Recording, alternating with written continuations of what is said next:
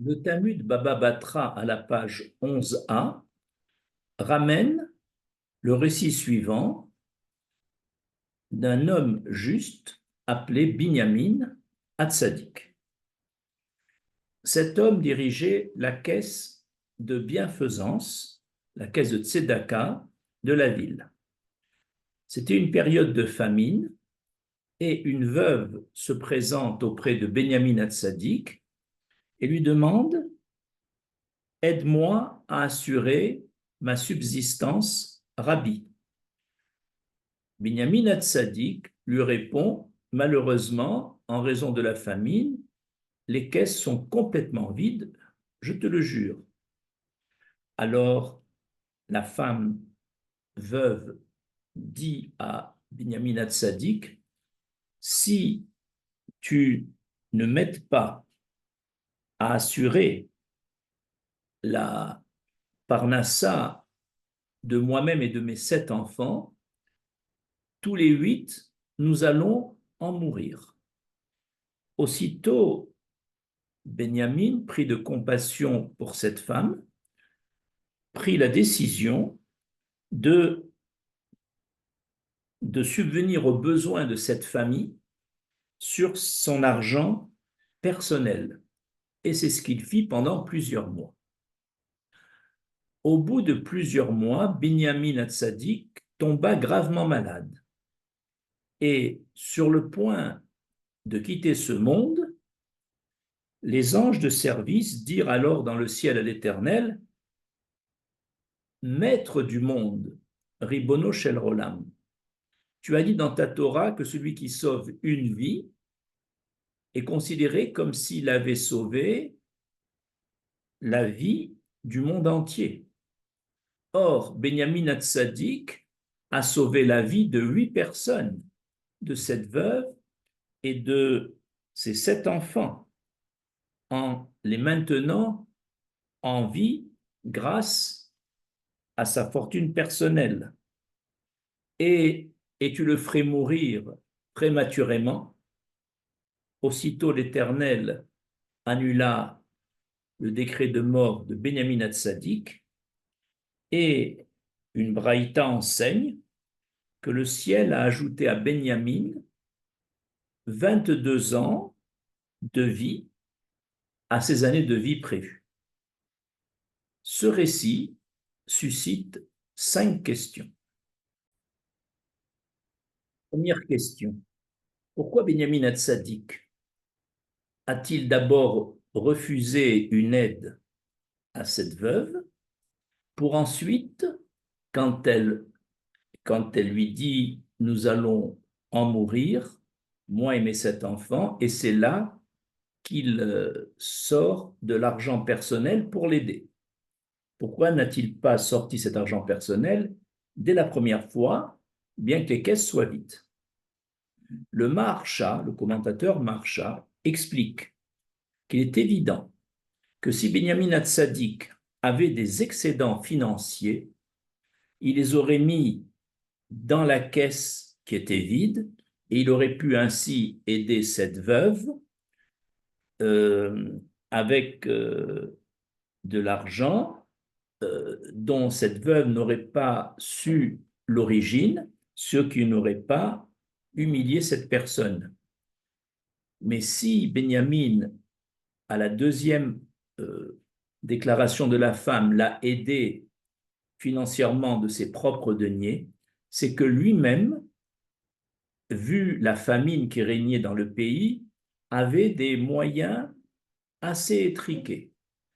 Et malgré cela, quand il a entendu dire qu'il y a un risque vital pour cette femme et ses enfants, il ignorait que cette femme avait un risque vital et ignorait qu'elle avait 7 enfants. Alors là, malgré ses moyens étriqués, il a pris la décision de partager le peu qu'il avait avec elle, ce qui, bien sûr, a augmenté la qualité de cette aide qu'il a apportée à cette femme. Deuxième question, pourquoi dans le ciel les anges ont-ils donné pour sauver Binyamin Hatzadik l'argument qu'un homme qui sauve une vie sauve un monde entier. Pourquoi cet argument? Plutôt que de citer plus simplement le verset du livre des Proverbes de Michelet qui dit Tzedaka tatsil mimavet. La tzedaka sauve de la mort. Alors, selon le Chida, la raison de ne pas avoir cité ce verset, c'est que le verset de Michelet, que la tzedaka sauve de la mort, ne concerne qu'une mort accidentelle. Il s'agit d'une tzedaka donnée sans que le pauvre sache d'où provient cette tzedaka, et cette tzedaka discrète sauve d'une mort accidentelle. Or, Benyamin Hatzadik était gravement malade et devait mourir naturellement.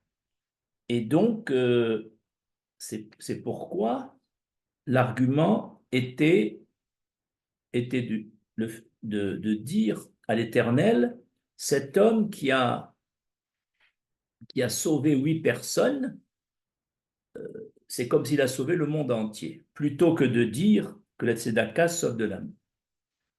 La deuxième explication, c'est celle du Ben Ishraï qui dit que en donnant l'argument qu'il a sauvé 8 personnes et que celui qui sauve déjà une personne, c'est comme s'il a sauvé le monde entier, c'est pour donner plus de chance à la guérison de Benyamin que si on avait dit la tzedaka sauve de la mort, parce que là, la tzedaka sauve de la mort 8 personnes. Mais en prenant l'argument qu'en sauvant une personne, c'est comme s'il a sauvé le monde entier, cela élargit le mérite de Benyamin Hatzadik. C'est pourquoi on n'a pas pris l'argument la tzedaka sauve de la mort. Troisième question.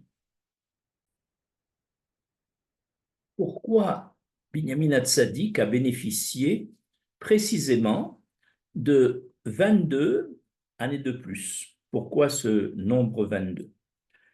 Nous allons donner 3 explications. La première est donnée par le commentateur Torah Traim qui dit que Benyamin Hatzadik étudiait énormément la Torah. Or, la Torah est composée des 22 lettres de l'alphabet et donc de l'alphabet hébraïque. Et justement, en mérite de cette Torah étudiée, composée de 22 lettres de l'alphabet, il a bénéficié pour chaque lettre d'une année de vie supplémentaire, soit 22 ans. D'après le commentateur, deuxième explication, d'après le commentateur Avad Chesed, le verset de la Torah qui nous dit « Si tu vois ton frère déchoir financièrement, soutiens-le, etc. » Dans ce verset du Sefer Vaïkra, chapitre 25, versets 35 et 36, il y a au total 22 mots. Et comme Benyamin Hatzadik a soutenu de ses propres deniers cette femme et ses 7 enfants, il a appliqué à la lettre le verset qui contient 22 mots, et donc il a eu une année supplémentaire de vie pour chacun des mots de ce verset. Enfin, troisième explication d'après le Khatam Sofer,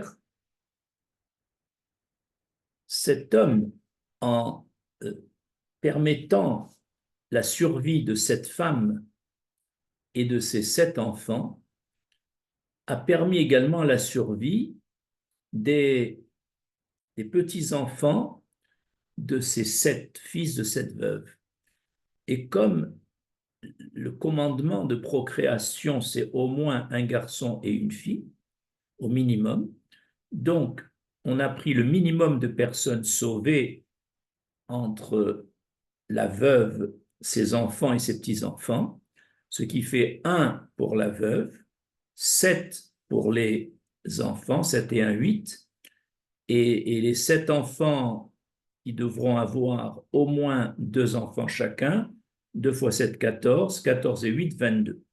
Ainsi, pour chaque âme sauvée dans les 3 générations, il a bénéficié de 22 années. Quatrième question, comment justifier ce nombre 22 d'années supplémentaires accordées à Benjamin Hatzadik? Selon le Hagra, le Gaon de Vilna, en assurant la vie de cette veuve et de ses 7 enfants, c'est comme si Benjamin Hatzadik les avait fait renaître. Et or, la grossesse d'une femme dure 9 mois. Et l'enfant qui naît a besoin de 24 mois pour être sevré. Ce qui fait au total 9 plus 24, donc 33 mois par enfant. Et comme Binyamin a sauvé 8 personnes, 33 fois 8 font 264 mois, soit exactement 22 ans. C'est pour avoir fait renaître ces 8 personnes, c'est comme s'il les avait fait naître et sevré, ce qui fait au total 22 ans.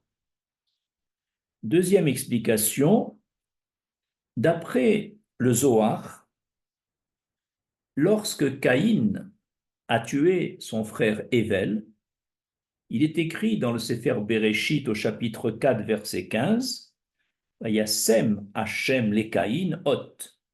Dieu, l'Éternel, a fait un signe distinctif sur Caïn.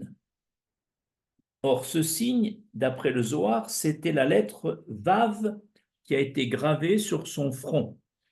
Cette lettre Vav, de valeur numérique 6, représente la vie. Elle fait allusion à la vie. Or, en écrivant cette lettre en plein, Vav, c'est-à-dire Vav, Yud, Vav, cela fait une valeur numérique, une guématria de 6 plus 10 plus 6, ce qui fait 22. Ainsi, donc, le signe qui fait allusion à la vie, la lettre Vav, a une valeur numérique de 22, ce qui explique le nombre 22 d'années supplémentaires qui font allusion à la vie que Benjamin a pu accorder à ces 8 personnes. Cinquième et dernière question.